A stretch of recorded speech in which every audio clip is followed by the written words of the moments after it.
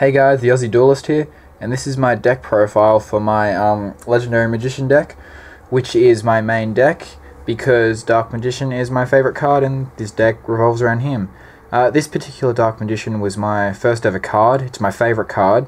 I got it like the year it came out in Starter Deck Yugi.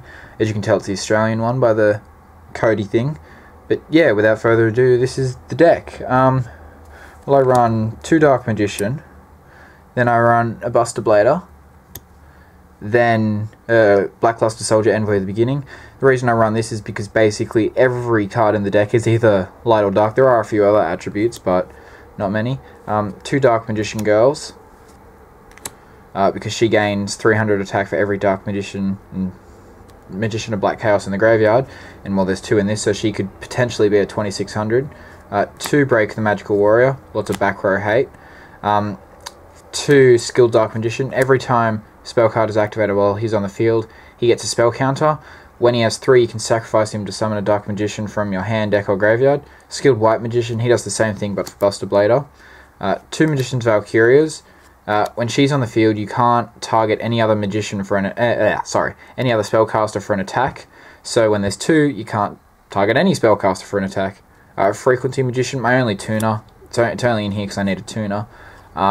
Magical Exemplar, basically every time a spell card is activated, she gains 2 spell counters. I can sacrifice a spell counter per level of a monster, and she can summon that from the graveyard or hand. 2 Elemental Hero Prismas. The reason for that is because Elemental Hero Prisma can potentially become Dark Magician by showing Dark Paladin. And so it's good for fusions and putting Dark Magician in the graveyard if I have a Dark Magician girl on the field. 2 King of the Swamp, self-explanatory, grab a polymerization, fusion substitute. 1 Morphing Jar. The reason I have Morphing Jar is because this deck doesn't have a lot of draw power. So this card does take the deck to 42. I will probably take it out eventually, but I'll get to that later. 1 Magical Citadel of Endymion or something like that. Basically, every time a spell card is activated, it gets a spell counter. You can take spell counters off this to put on other cards. Sage's Stone, self-explanatory. Dark Magic Curtain, sacrifice half my life points to summon Dark Magician from the deck. 2 Magical Dimension, basically a staple for this deck.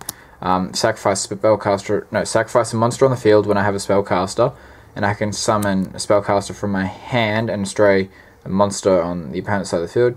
Emblem of Dragon Destroyer, just basically put Buster Blader in my hand. 2 Polymerization, self-explanatory. 1 Monster Reborn, 1 Monster Reincarnation, 1 Magical Stone Excavation, discard 2 cards, get a spell card back. Magical Mallet, 2 MSTs, Heavy Storm, and Dark Hull. Call of the Haunted, 2 Magician Circles, and a Mirror Force, 2 Mirror Force, and Solemn Judgment. Okay, that's it for the main deck. Now for the extra deck. Okay, the extra deck is basically, well, my favourite card, Dark Magician. My second favourite card, Dark Magician Girl. The extra deck has my third favourite card, Dark Paladin. So we got 2 Dark Paladins. Got Elemental Hero Neos Knight. Now this does seem like a weird choice, but it's here because it's good. It's good to have a beater. So say I have King of the Swamp in my hand and Prisma. I fuse them together, and this is a strong beater.